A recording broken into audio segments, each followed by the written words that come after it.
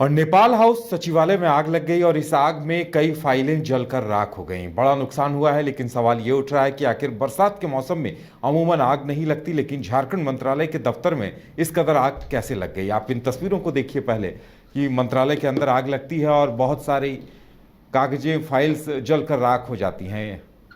आप इन तस्वीरों को देख सकते हैं, कुछ फाइल दिखाई दे रहे हैं, लेकिन बड़ा सवाल ये उठता है कि आखिर इस कदर लापरवाही कैसे हो सकती है, और अगर आग लगती भी है तो उसे तत्काल बुझाया क्यों नहीं जाता। बताया जा रहा है कि पेयजल स्वच्छता मंत्री मिथिलेश ठाकुर का कार्यालय है ये, और उनके कार्यालय के अंदर इस तरह से आग लगी है।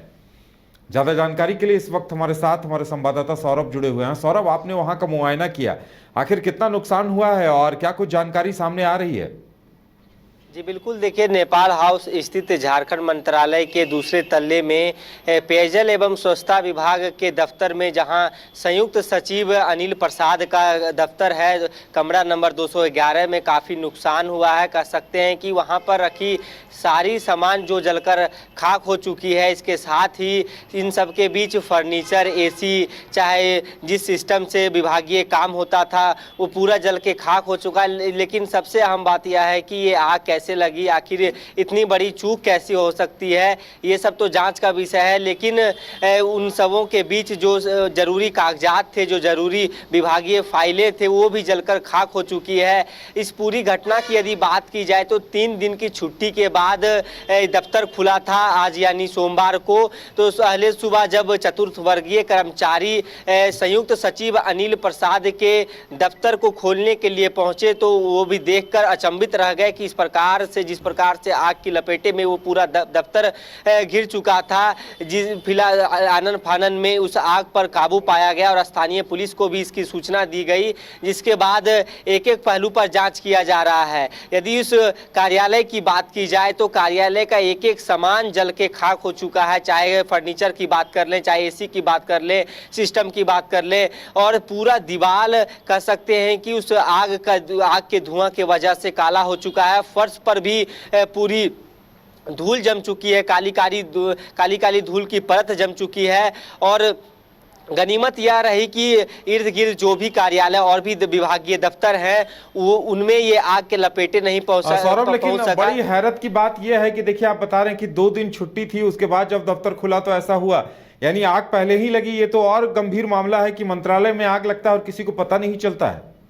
जी बिल्कुल, देखिए ये कहीं ना कहीं जांच का विषय है। जांच के बाद पूरी जानकारी सामने निकल कर आएगी, आखिर इसमें किसकी चूक है। यदि शॉर्ट सर्किट वजह होती, शॉर्ट सर्किट क्यों हुई, क्योंकि इसकी निगरानी रखी जानी चाहिए। यदि कार्यालय बंद भी है तो वहां पर जरूर गार्ड होंगे। ये सब जांच का विषय है। स्थानीय पुलिस को इसका सूचना दी गई है और फोटोग्राफी, वीडियोग्राफी किया गया है और एक एक पहलू पर जाँच किया जा रहा है और CCTV के माध्यम से भी चीज़ें खंगालने की कोशिश की जाएगी कि किस प्रकार से आग की वजह क्या है। लेकिन इन सब के बीच यदि उस दफ्तर में सचिव महोदय होते, उस वक्त इस प्रकार का घटना होता तो और भी अफरा तफरी हो सकती थी। गनीमत रहे कि उस वक्त कार्यालय में कोई नहीं थे। बगल के कार्यालय में भी आग पहुंच सकती थी, लेकिन वहां आग नहीं पहुंची। तो ऐसे में कहीं ना कहीं ये जो लापरवाही देखी जा रही है, इसके पीछे क्या लापरवाही है, आखिर आग की वजह क्या रही, जांच के बाद पूरी चीजें स्पष्ट हो पाएंगी।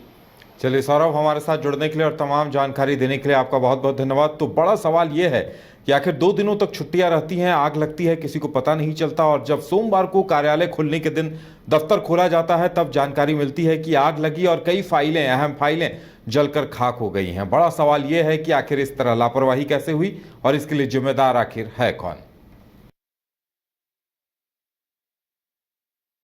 पेड़ा नगरी घोड़मारा का 70 वर्षों का विश्वास सुखाड़ी मंडल पेड़ा भंडार एवं सुखाड़ी मंडल गार्डन एवं रूबी रेस्टोरेंट बम श्रद्धालुओं के लिए सेवा में सदा तत्पर है। गाय के शुद्ध दूध से निर्मित शुद्ध पेड़ा, शुद्धता की गारंटी। प्रोपराइटर रोहित मंडल के लिए श्रद्धालुओं का विश्वास ही आशीर्वाद। जय बाबा वैद्यनाथ, जय बाबा बासुकीनाथ। घर के लिए ग्रोसरीज की जरूरत हो या चाहिए फल और सब्जी, डेयरी या बेकरी प्रोडक्ट्स चाहिए या beverages, snacks and branded foods चाहिए हो या ब्यूटी प्रोडक्ट्स, अब इनके लिए अलग अलग दुकानों की तलाश हुई खत्म। क्योंकि रांची में खुल गया है केस्टोमार्ट, जो रखे आपका और आपके बजट का ख्याल। हर सामान पर 5% की छूट, होम डिलीवरी की सुविधा भी। आज ही पधारें केस्टोमार्ट, one stop solution for every customers requirements. Call 9153989339। 5 राज्य, 61 शहर, 150 प्रोजेक्ट और एक वास्तु विहार। नई सोच, नया घर। बनाए रखिए अपना प्यार, सेवा में है वास्तु विहार।